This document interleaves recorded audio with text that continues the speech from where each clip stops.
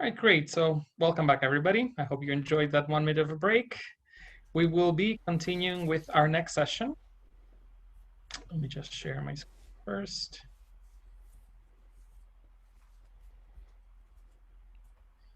Our next session is Decentering ELT and the Hornby Trust Teacher Association Project Work Scheme. It will be presented by Richard Smith, Darío Luis Banegas, and Amol Padwad. You can see their bios. I'm not going to go through the bios. I just want them to have the maximum amount of time to talk to us about both the project and as well as the examples. So welcome, Richard Smith, Darío Luis Banegas, and Amol Padwad. Okay, so thank you very much, Georgios, for inviting us to do this session. It's very kind of you to give us this space. So I'm here. My name is Richard Smith. I teach in the UK, University of Warwick. I've been very involved in the past with IATEFL and in a previous life with JALT in Japan. I'm presenting together very much with Amol Padwad. I don't know if Amol you can share your screen. I think you're there. I hope you're there. I'm there, yeah. Great. Hi, Amol. Hi. I'm not sure if Darío is with us yet, but yeah, I haven't seen him. So Darío Banegas. So Amol is with INET in India. Darío is with FAPI in Argentina, and we're happy to have this opportunity to share with you some thinking, really, around the idea of decentering ELT. So Amol's going to begin by sharing what this might mean, the idea of decentering ELT. ELT, of course, if you think of ELT, think of T-cell. Same kind of thing. Not much difference in meaning, perhaps, but I'm from a British background, and we've developed this out of a UK sort of background. So we're talking about ELT, but if you think of decentering T-cell, that's a similar kind of thing.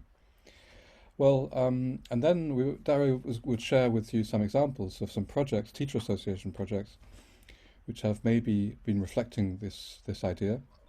And I'm going to end up with talking a bit more about the Hornby Trust itself, where these ideas have been generated, and particularly about a project scheme that we've got, which we hope will interest you, and which we hope many of you will apply for as affiliate leaders. So I'll hand over to Amol to start off to think about the notion of decentering ELT.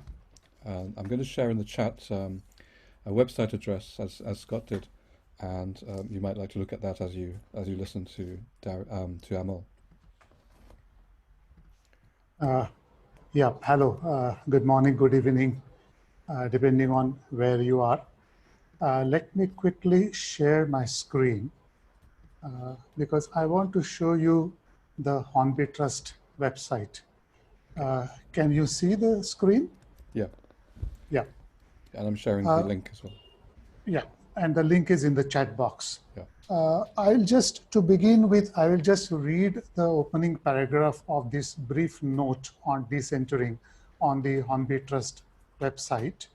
It begins by saying that the world of ELT has been characterized by a hegemony of global or center ELT approaches and materials developed outside the teaching context in which they are expected to be used. However, these approaches and materials or these frames of action are not necessarily appropriate to and do not recognize teachers and other insiders' experience and expertise in those contexts. So this is briefly a gist of what I would say the centering tendency, what the center does. And here we see a slightly simplified notion of the center, which here implies the native speaker countries of the West in which English language education expertise, so-called expertise, developed. But let me bring you back to two very interesting anecdotes.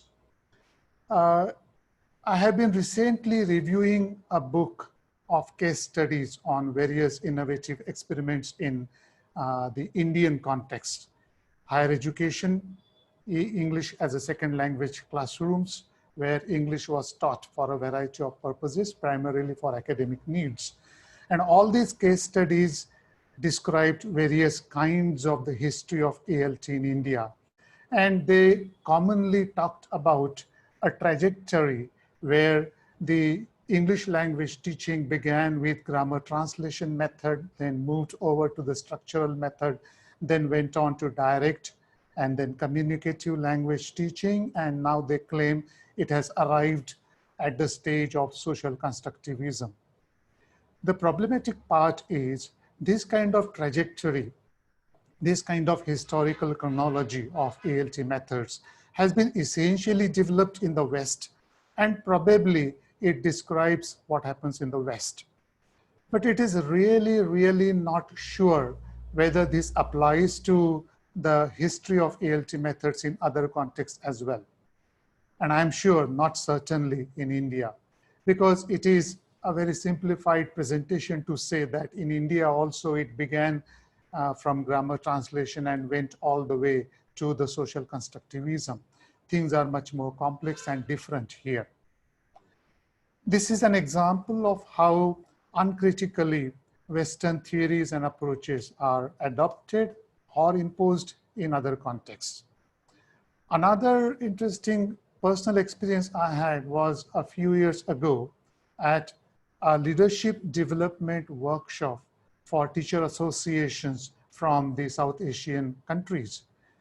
The leaders of all these associations, about 8 countries from the South Asian region were represented.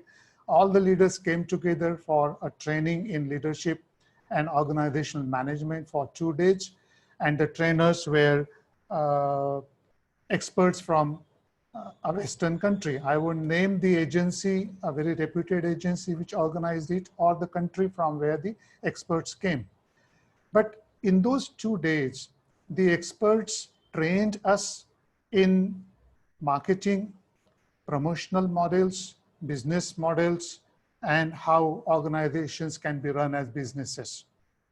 There were 2, in my view, very seriously problematic things in those 2 days workshop. One was, throughout the workshops, the team of trainers never stopped to ask us what our experiences were or how we looked at those things or what challenges we faced. And secondly, the models or the strategies or the techniques, and they even had very meticulously planned Excel sheets and Gantt charts to train us how to make project plans. They simply handed them over to us, assuming that they were perfectly appropriate, suitable for our own context. And I strongly felt that it was a very, very strongly centering experience.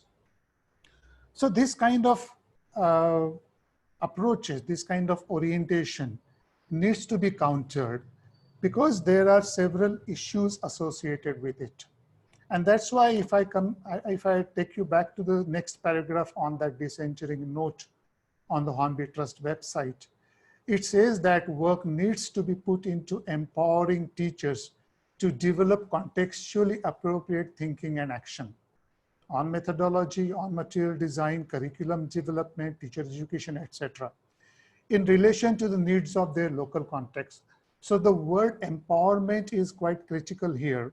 And that empowerment involves collaborating with teachers and encouraging teachers to collaborate with each other.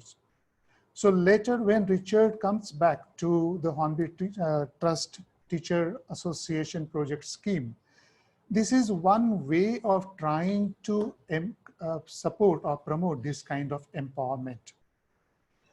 The whole concern about centering is not exactly new. People like Adrian Holiday or Robert Phillipson or Suresh Kanagaraja have talked about this quite in detail over the last 25 years.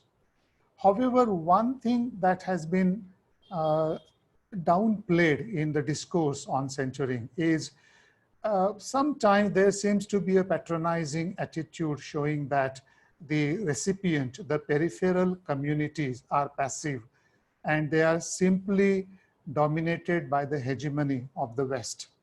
In reality, it's not so. Lots of implicit and explicit large and small practical manifestations are seen in this context by which the people, the agencies, the institutions in this context try to counter, try to oppose these tendencies. In the examples which I believe Darío will be sharing a little later, and I think, Richard, I need to warn you, if Darío doesn't come in for some reasons, maybe you will have to stand in for him and share some examples. I think we'll do it together, Amol. I will do it together. All right, Yeah. fine. So these, there are literally scores of examples of discerning tendencies, but what is lacking, I believe, is a general awareness and a more systematic and planned response to these countering tendencies, centering tendencies. So in that sense, Hornby Trust supported initiative, which is broadly termed as Decentering ELT. That initiative precisely aims at bringing together people who believe that local expertise, local knowledge, and local priorities and interests should be recognized and respected.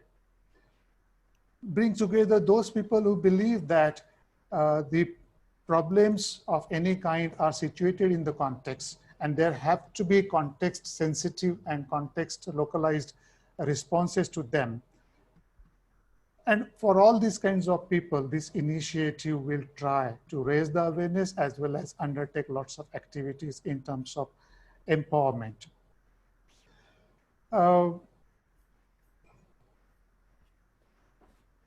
What I would like to end my small presentation with is this whole idea of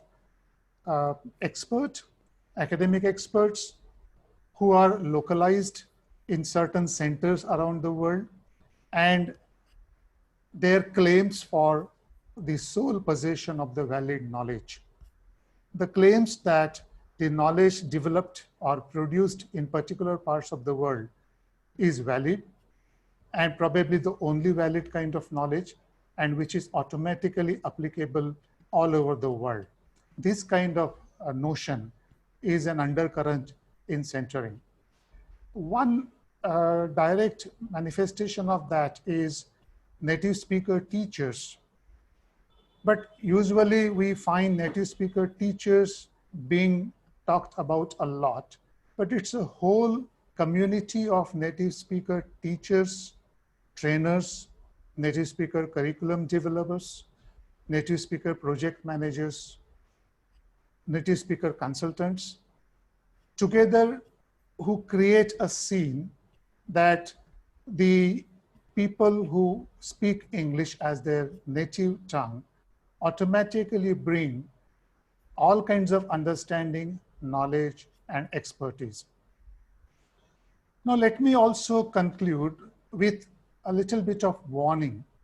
Though the Western hegemony is the more visible part, easily identifiable part of centering, we must be aware that centering happens in a variety of ways. And there are layers of centers.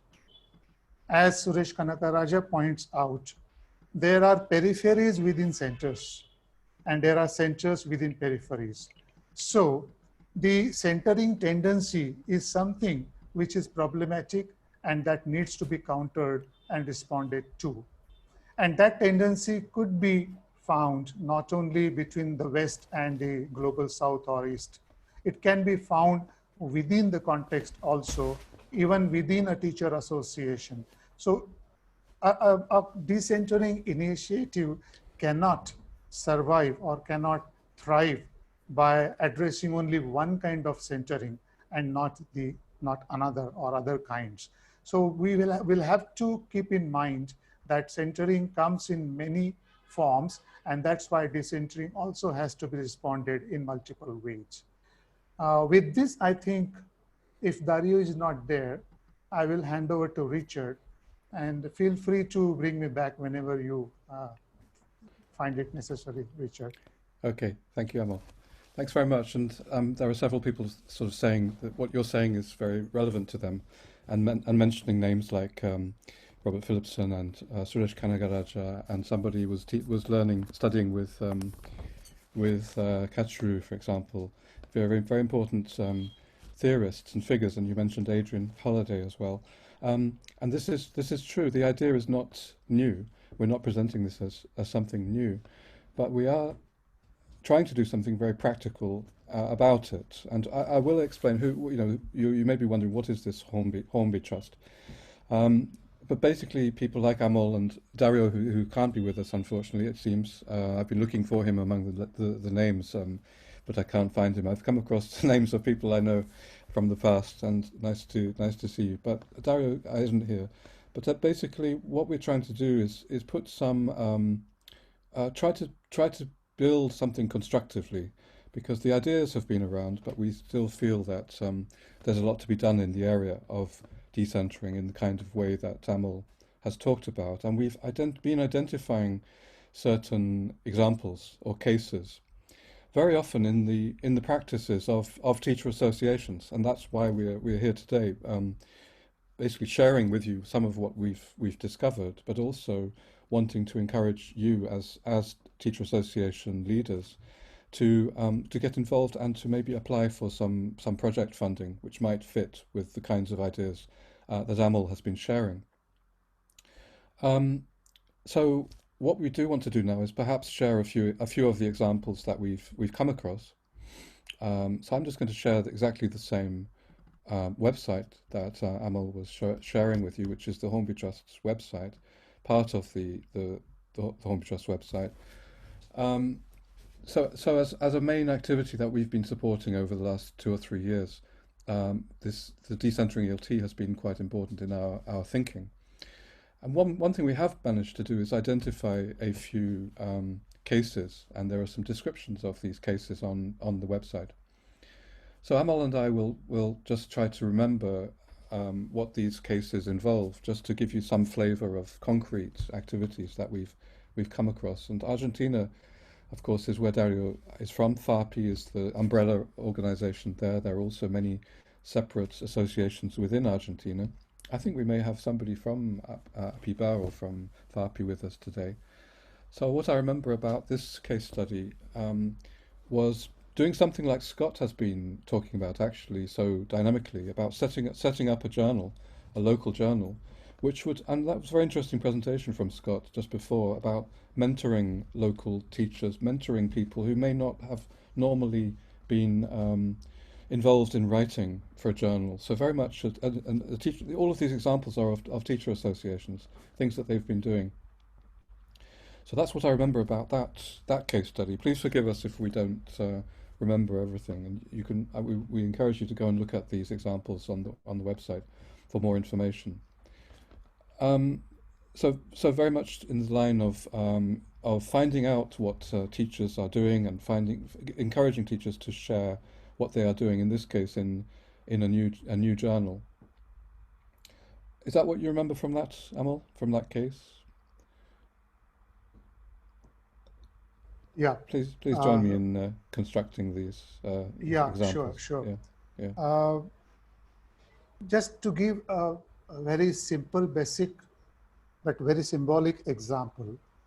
In their journal, they categorically expected a certain number of references from the local researchers in any article which was submitted for publication to the journal. The idea was, if someone is researching some issue in the local context and doesn't show awareness of what local people have done, what other researchers have done, then that is not empowering. So that small practice went a long way in promoting awareness about and recognition of the local research. Yeah, and so let's move on to. Oh, by the way, when I was listening earlier to Amira from Africa TESOL, I think she began the whole thing by talking about a recent webinars that you've had, and I remember those. Very much learning from the teacher's experience in going through this pandemic and the emergency remote teaching, as I think you were saying, Amira, not involving internet, online teaching, but very resourceful things that teachers have done in those circumstances. Um, and you yourself, I think, Amira, said this showed, this was a case of teachers showing that they are the experts really in their own context and sharing their own successes, their own experiences. So I thought, oh, that's a really good example of a kind of decentering practice as well, what Africa TESOL was doing there. So I'm sure all of you can think of your own examples of good practices which maybe fit with the kind of overall idea that we're kind of sharing. As I said, not a new idea. It's very much based on what some teacher associations are in fact doing. In DR Congo and actually several African countries, the idea of communities of practice has developed quite strongly. I think Rwanda is another case, Tanzania as well. The teacher associations in these countries have been developing local, well, you could say branches or local chapters, but quite small groups of teachers in different parts of the country, encouraging them to get together almost as in different parts of the world they're called different things. In India, Amol has been responsible for developing English teacher clubs. I think it's a very similar idea. Local groups which get together because they can't make it to a conference. It's too far or too difficult to get to a conference. So strongly encouraging the development of local groups. Is that what you remember from that, Amol? Maybe you want to share a little bit about the teacher clubs as well. Yeah, but before I do that, I can also mention two interesting examples. One of an association in Kenya, which undertook an initiative to prepare teaching manuals, teaching guides for a newly introduced literature course. Now, we might wonder what is so special about it. The special thing was in the government-oriented trainings or in the projects which were funded and sponsored by Western agencies, preparing manuals or guides for a newly introduced literature course was never a priority.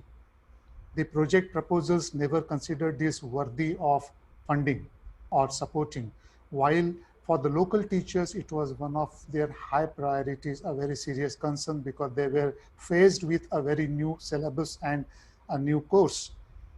Now, I always remember Richard Kelly's words, who calls these kinds of things as very, very unsexy areas. But these are the areas which are high concern for teachers, and the association took the lead in bringing together teachers, and they collaboratively worked together to develop guides for teaching. And that's how they not only empowered themselves, but they addressed what was something important for them. Another example, as Richard mentioned, was from INET, the Indian Association of English Teachers, where we have something called Teacher Research Initiative. And in this initiative, teachers come together voluntarily. It is not funded or supported by anyone. And in a year-long cycle, they identify something which is a matter of serious concern for them and collaboratively explore and find some ways of addressing that concern. Once again, there are two interesting things happening there. One is there is a huge response to this, even when we ask people to spend from their pockets and travel long distances to attend workshops, but they do it. But second, and even more important thing is the kind of questions which teachers come up with and show a serious interest in exploring are usually very, very odd questions in terms of the academic research. For example, many teachers were interested in why their students just refused to do the homework, or what happened when children told their parents about the school, or what they thought of their English teacher, or a couple of teachers very seriously interested in why students were cheating in examinations, because it was a widespread pattern and they wanted to seriously explore that. Now, these are the kinds of issues which are very important. They are among the top priorities and concerns of the teachers, but not found mention, recognition, or any response in the standard, in quotation marks, the standard academic literature. So this was a kind of self-help which the teachers were building for themselves. And that also brings me to what Richard called English Teachers Clubs. which are essentially self-help clubs, which are running quite well in some towns in central India. And these are small groups, self-help groups, about 15 to 20 members each, which have been running for nearly 15 years now, where teachers came together because of some crisis. But once the crisis was over, they stayed together, understanding the value of helping themselves and being together. And today, almost all the members are quite well developed professionally. They are still secondary school teachers working in villages, but their awareness, their understanding is quite good. And that's why they have landed lots of other roles like trainers and mentors in the government projects and programs. So if you will notice, you might have noticed that both Richard and I mentioned quite a few examples of teacher associations and communities. And there is a special reason for that. We strongly believe that in any decentering initiative, teacher associations are very ideally placed to undertake and promote them. Because whether in terms of raising awareness or in terms of designing and carrying out some response, some countering response to the centering tendencies, it is difficult for individual teachers to do it on her own. Similarly, it is unlikely that education ministries and departments would voluntarily take note of this and undertake some initiatives. So while collaboration and peer support is highly necessary, which teacher associations can give, it's also equally important to give a joint response, to develop a joint understanding and action. And that's why we specially emphasize the role of teacher associations in promoting decentering. Yeah, thank you, Amol. I think we'll come back to a few examples because it's always good to think of practical examples. But I think what I'll do now is share with you a little bit about what the Hornby Trust itself is, talk about our activities overall, and sort of situate this promotion of decentering ELT within that, and move on to share with you information about the project award scheme, which we want to share today. And also, please don't go away because it's good for us to both do it together, I think. I'm there, yeah. So what is the Hornby Trust that we talk about? So I've got a book here. It's many of you may know this. It's a history of English language teaching by Tony Howard, published by OUP. Hornby, A.S. Hornby. There's a picture of him. He was quite an important man in the history of development of ELT. I wonder if any of you in the chat would like to say why you think what he was famous for or what he's known for. A kind of quiz like you had earlier from Amira. That worked quite well, I thought. Would anyone like to put it right in the chat? Yes, dictionaries. Okay, absolutely. He was the writer of main compiler of the Oxford Advanced Learners Dictionary. He also, before I come to that, I'll talk a little bit more about that. He was also, interestingly, the founder of the ELT journal, the journal, which actually gave its name to what we call ELT in the UK context, TESOL in the United States context. And he was quite influential in those days, just after World War II, in establishing ELT in the centre of the UK, if you like. But he was also, he compiled this dictionary which sold many copies, and he was quite surprised how many copies it sold, and rather embarrassed. He was quite a modest and generous man, of course.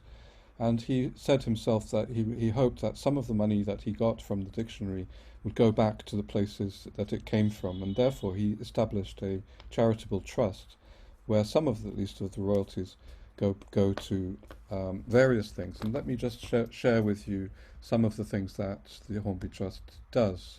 This is not an advertisement for anything. It's simply to make a context for what we're talking about. So if you look at here is the homepage, and you can see at the top of this website maybe the various things that we do. Well, with the funds, which basically originally came from his dictionary.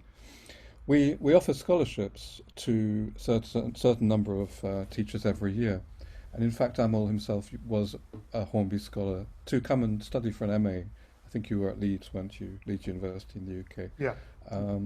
Darío also, and also Harry Kuchar, who is currently the president of ITF. We're quite proud of that he was a Hornby scholar originally, coming from Cameroon. So scholarships is one activity we've always supported. We've also supported regional workshops, or they used to be called regional schools, and some of you may have attended some of those schools in different parts of the world. I should say also clearly that, as you've probably realized, our main focus is on countries of the global south, low and middle income countries, low income, middle income countries. And so the Hornby scholars are coming from countries of the global south. Now, we've also more and more supported our alumni scholars when they go back to their countries to engage in small projects which can help their local community, and very often those projects have involved their local teacher associations, because of course teacher associations are very often very important in the lives, in the professional development of teachers, as you know, especially in countries perhaps of the global south where there are not many other development opportunities. So many of our students have wanted especially to give something back to their teacher associations that have helped them so much. So some of the best projects that the alumni have engaged in, including Amol with his English teacher clubs in India, have been connected with somehow with teacher associations or networks of teachers. So a number of years ago we also began to support special awards for teacher associations. So over a number of years we have given small projects to small project awards to teacher associations.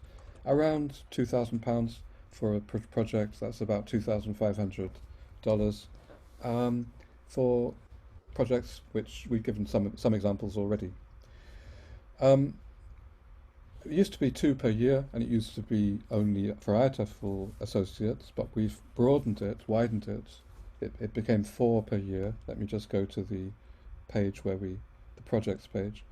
So in 2018-19 we supported projects in these countries, Congo, Guinea-Bissau, India and Rwanda. And I remember the Rwandan one was about developing communities of practice in Rwanda.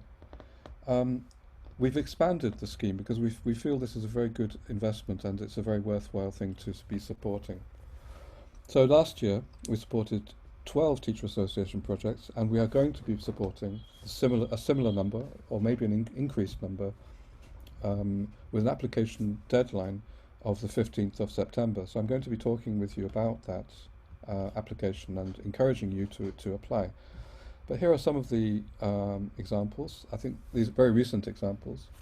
Argentina was APIBA. In Buenos Aires, it was called APIBA on Tour, taking, rather than making people come to Buenos Aires, going to the local areas within the province of Buenos Aires to going closer to teachers and sort of bringing presentations to them. I think Darío could tell us more about that. Bangladesh was, I think, also a TESOL affiliate. As I remember, it was to encourage student teachers to reach out and have practice teaching with underprivileged children within the context of BELTA, the Bangladesh Teachers Association. The Cameroon project was, again, very, very interesting about, obviously Cameroon is in a situation of crisis in many ways, and it was reaching out to teachers and finding out their needs in that situation of crisis. Before the pandemic, it's a situation of conflict. So there are other good examples coming through of projects which are connected with Decentering ELT. In relation to Decentering ELT, what that has been that we've just become more conscious and more explicit as a trust that this is what we want to be promoting. So we are having discussions since about 2 years ago about what Decentering ELT might mean, And this definition that Amol was talking to you about has come out of that. We are asking for feedback from different teacher associations about this definition, and we would very much welcome your own input into how you feel about this initiative. The discussions are with people like Amol, Darío, and Harry, and other former Hornby scholars, but we want to widen that and hear more perspectives about it. And there is an email address at the top of the website that we would welcome your feedback. Now, part of that initiative has been to identify cases, as we have here. I just highlight, I think we talked about most of these, just highlight the very last one here, which is an interesting case of teachers connected with Nelta in Nepal deciding that they would strongly encourage teachers to come forward to present at a special success stories conference where they would identify a recent success in their classroom and share a presentation about that. So they got a lot of teachers who had never thought about presenting at a conference to come forward and share their experiences. Now, as Amira referred to earlier, something very interesting recently, just very recently, has been a series of webinars which Africa TESOL kindly organized. So, excuse me, you can see Darío was there, Amol and others were sharing more projects, other cases, discussing the idea of decentering ELT. So this is not only discussing what decentering ELT might mean, it's also starting to try to encourage other teachers, other teacher associations to engage in decentering projects. So we have plenty of examples which you can go and listen to there. You can access the recordings via this website, and recordings of the webinars thanks to Africa TESOL.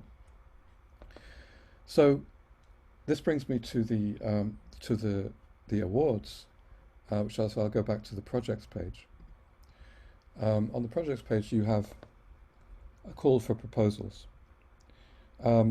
where this is a call for proposals for projects which teacher associations might feel they would be useful for them, which may or may not involve decentering in some way, but we are encouraging that sort of idea these days.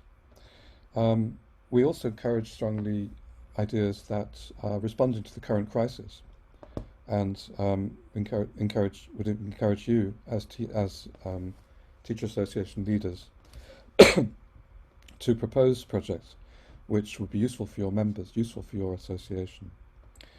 So I'm going to share the call for proposals, which you can find on the website here. Excuse me.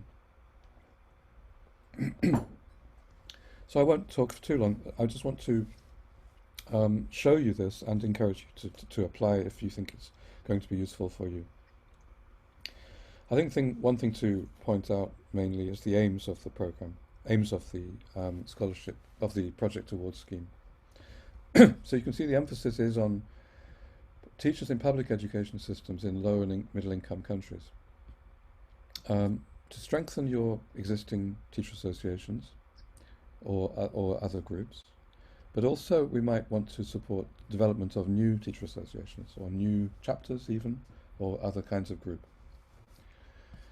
Something that might contribute to wider participation in your group, in your association. Here you can see more clearly this focus on decentering, or on more positively on identifying, nurturing and sharing local expertise. Enhancing a focus on stated needs of learners and teachers might involve going out and trying to find out what their needs might be, for example. And again, a decentering sort of aspect to stimulate contextually appropriate thinking. And one thing we've become more aware of, I think, is as we discuss what decentering might mean, is that within countries, within teacher associations, there might be particular centres, and we might want to encourage the development of particular groups which might have been marginalised or underrepresented. This might concern gender, it might concern location, it might concern social background of members. So Your project doesn't have to meet all of these aims, but it would be good if it could meet one or two of these aims. So, successful projects, and as I said, the amount that you can ask for is still £2,000, which is roughly $2,500. So it's up to that amount. You don't need to apply for all of that amount, but something that is going to be really useful for you, and not using money just because it's there. So you can request funds of up to £2,000. The application form, which I'll show you, asks you to match one of or more of the aims. It asks you to show how resources or skills or knowledge can be shared in local communities. We ask that your project lasts no longer than a year, and I would suggest that your project shouldn't begin before the beginning of November. The deadline for applications is 15th of September, so we would hope to get back to you by the middle of October, and so you could plan for the project to begin at the beginning of November, but to last no longer than 1 year. As you'll see when I show you the application form, we ask you for a clear timeline. We hope that the application form won't be too much extra work, but we do need to know that you have a plan. We want you to think about how you might evaluate whether the project is effective or not, and ideally show how it's part of some kind of longer-term strategy for your group, your teacher association. This again we've brought in to show diversity as far as possible in your project team. We do need a detailed budget. What you're going to be spending the money on. Tell us what the impact will be. Ideally, show us how some other institution or some other institution might be supporting your project. This could be with actual funding, but it's more likely perhaps to be what we call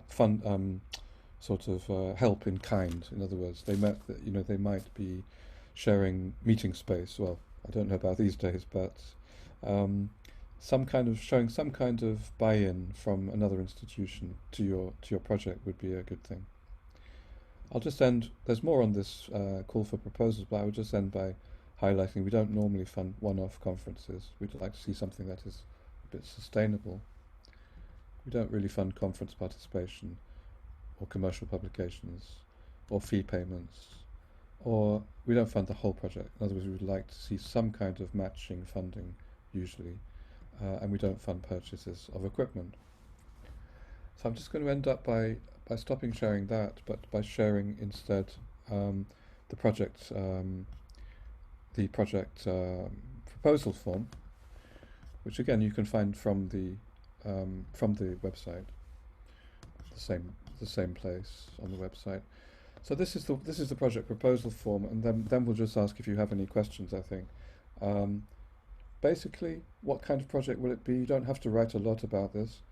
When will it begin and end? Remember, 1 year, not beginning earlier than the 1st of November. What will you hope to achieve? You don't have to write a lot, about 200 words or less to describe the need for the project, and what will you actually do step by step and with dates. We do say that it would be useful for you to ask for advice regarding your proposal. For example, a local British council, maybe a relo if there isn't a local British council, or if you have better links with a relo. We also have the name on the form later on of somebody that you can contact to give you advice about your proposal. So we do encourage you to ask for some mentoring about your proposal. And team members, who will they be? Any partners in your project? Budget, in general, what will the money be used for? This is where you could write about any funding that you can get locally, and it could be, this is an example of in-kind funding. If you had a meeting in a hotel, for example, you might have to pay for it, but if a university or a local university or school is offering it, you could just say, well, it would cost normally that if it was a hotel, but we're going to have it for free. What would you like to have the money spent on that you're getting from Hornby? I know it can be quite difficult sometimes to think of what to spend money on, especially if you're not meeting together. but I'm sure you can think of some useful things. And this is where you send the application form to by the 15th of September. And this final part was how might you evaluate success or otherwise of your project. So we do hope that's quite a user-friendly application form. We also hope you might feel inspired to put in project proposals. We hope you might go to the websites to find examples which might inspire you of what other teacher associations have been doing. So I'm losing my voice. I think it's a good time for me to stop talking. Probably about 10 minutes earlier would have been better. Amol, is there something I missed? But let us have any questions that you would like to ask us. So that's us. That's me finished. Yeah. Amol, is there something to add? Yeah. Yeah. No, you have covered almost everything. So I think it's better to leave more time for questions or comments. And if there are any interesting ideas people would like to share. Sure. Yeah. Guess we have about. Great. So if there are any questions, you can share them on the chat box. I saw a question earlier, if you would like to confirm. I think it was from Jay Shri that he was asking, do they need to be any kind of members, like the association? Do they need to be affiliated with someone to apply, or they can just be independent associations? So yeah, actually we're encouraging all not just ITEFL associates, which is the equivalent of TESOL affiliates. So it used to be just associates of ITEFL, which could apply. That's Teacher Association associates. We've reached out to TESOL, and you've been very helpful in giving us this opportunity. It's really good to be able to talk to so many of your affiliates today. And last year, I think you wrote down that we did have some applications from TESOL affiliates, very good ones. Yeah, we had 3. Yeah, it was Belta, wasn't it? And also it was Belta, Camelta, and one more. And we are trying to publicize it as widely as possible. We expect that most applications will come from established teacher associations, the leadership, the committee of a teacher association. We do need to be sure that money that we send is accountable, and that was one reason. So we do like to have applications from the recognized affiliates, as you all are today. But we're also experimenting with encouraging the development of new groups. Of course, there are many parts of the world and many teachers who are not reached by existing teacher associations. And we're open to that. If there are ideas about developing new teacher associations in particular countries, we would encourage those. Then, in that case, for you to contact your local British Council or RELO just for advice and guidance. But there may also be groups, smaller groups, who would like to constitute themselves. And we're open to applications, but we will, in those cases, need to be sure about the accountability of the funding. Correct. So, Richard, that would include also regional associations, right? So associations that cover a region and not just within a country, right? Absolutely, yeah. So the last one was Asakopi from Colombia, I just remembered. Oh yeah, that's right, yeah. So we had 3, and I really want to thank you for giving us the opportunity. Last year, we started, I think, promoting the initiative when you sent us the information, and we will be sharing it again through my TESOL for all our affiliates and all our leaders. But I think today's session gives lots of insights because people can see the practical application of that and successful applications, as well as I think both of you, I just met Amol today, but Richard, I've seen you many times before. You're very approachable, and you are encouraging associations to apply for this fund, because I think it's really important for small associations to maybe start from that, and maybe they can become, stronger associations from that funding. Yeah. Miriam has asked if the age of the association would matter. Does it have to be an old established association? Not at all. No, not at all. We like we like new and energetic, dynamic associations, as well as old and old associations in need of revival. And maybe just to add to that, it can be like an association that's in the making as well, right? Something that is that is becoming an association, like a group of individuals that are starting maybe in a place where there's not an association, TESOL affiliate, an IATEFL associate, or any kind of other formal association. So maybe this group can actually be formed and this fund can help support it. We'd like to see how that might work. Yeah, we would like to, we've broadened it to see how that works, and we'd like to continue discussing with TESOL, with IATEFL and other, and of course if there is an established affiliate in that region, in that country, we would want to make sure that they are involved in some way, or that there is no competition. Yeah, but we want to experiment in that area. Yeah, for sure. Yeah. And there could be a number of associations who could work together in the project, in partnership. Sure, if it's got a good value for the memberships, yeah, sure, yeah, That might, I mean, like I thought some of what Africa TESOL is doing is really great, and that's a good case of collaboration among teacher associations. Yeah. Thank you. Are there any other questions? I mean, from the audience, anybody would like to ask something else now that we have Richard and Amol here to answer all your questions? This is the golden time. Well, now, thank you. But now that we've made this first contact with, well, this is the first live contact with you. Hopefully, we can come back and a year later or 2 years later and talk again and see what's happened and what projects have developed and share more cases. We actually, one of your projects, one from Bangladesh, from Belta, we had that showcased in the TESOL Advocacy Summit in last month, which was very, very useful, and I think it broadened the project as well as the affiliate. It's very good, very good exposure, I think. That's great, and you can actually see, I think, the same person presenting about it on in the Africa TESOL series of webinars that I showed you earlier. Yes. Rabia. Yes. Very good. Rabia. Yeah. Richard, there is a question from Glenda. Yeah. Is this only for leaders or members of the association can participate? Yeah. Well, if we'd expect that a project involving a established teacher association would be sort of have the blessing of the leadership of the teacher association. Let's put it that way.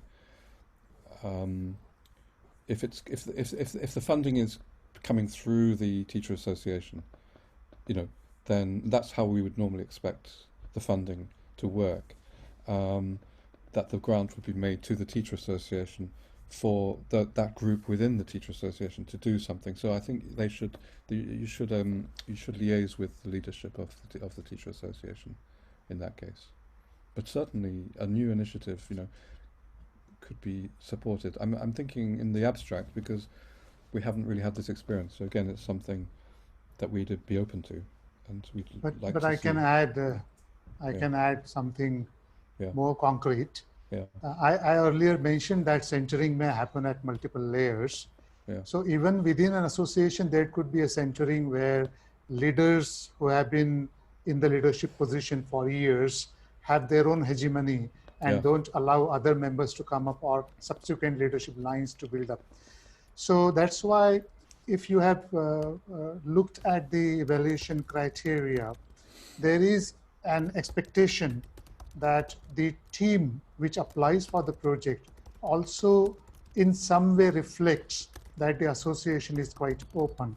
So while Richard correctly pointed out that the proposal coming from the association should have some kind of endorsement, blessing, approval of the association itself.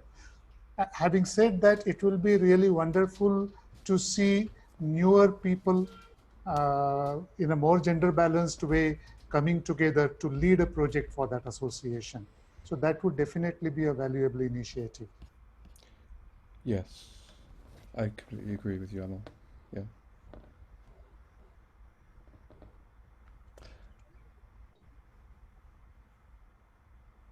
But as you can see, maybe we are thinking about it as we go along, and we are inventing this and constructing this as we go along. It's not a fixed scheme. We're looking to see what we might develop, which is new, and kind of co-construct this as with you as well as with among ourselves. Yeah. Great.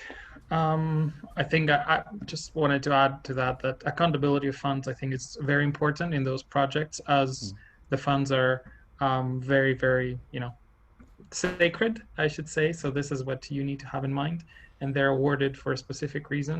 So I think this is why the more formal structure is required, so that the allocation of funds, that the trust knows where the funds are going and that they're being used for the cause that it has been actually been allocated. So have that in mind. It's not trying to be bureaucratic, but I think, and Amol and Richard can grant to that it's accountability, because it's a grant. It's something that it's allocated to make our profession better, especially in areas where funding is not so much possible. Yeah, thank you for that, Georgos. And just to pick up on Valerie's point, asking, so what are the outcomes? I mean, it's related to this, that we will expect the project you to write about the project briefly, but in a way that will be helpful. Well, to show that you've done what you said you would do, or it may change, and you may have a good reason for changing it. But for that accountability purpose, we need to know, have some kind of report at the end, which we'll guide you to write. But also that will be very helpful for others and other teacher associations, we believe, as cases, as examples of what teacher associations can do, just like some of those that we've shared today. So that's our hope, that we develop more and more cases of practice, good practice. Great. Thank you very much. I think we're right on time. We have 1 more minute we have 1 minute of break. I'll give you 1 minute of break again for our next session. I would like to especially thank Richard and Amol for joining us today. We will be sharing the call through MyTESOL. And if you have questions, Richard and Amol are here on the chat box. They can, if they stay for a couple of minutes. Otherwise, you have their contact information. And as I said, we will be sharing all the information through MyTESOL after the affiliate events are over. Thank you so much to both of you, and I hope for further collaborations in the future. Thank you so much. Thank you. Thank you. Thanks a lot. Yeah.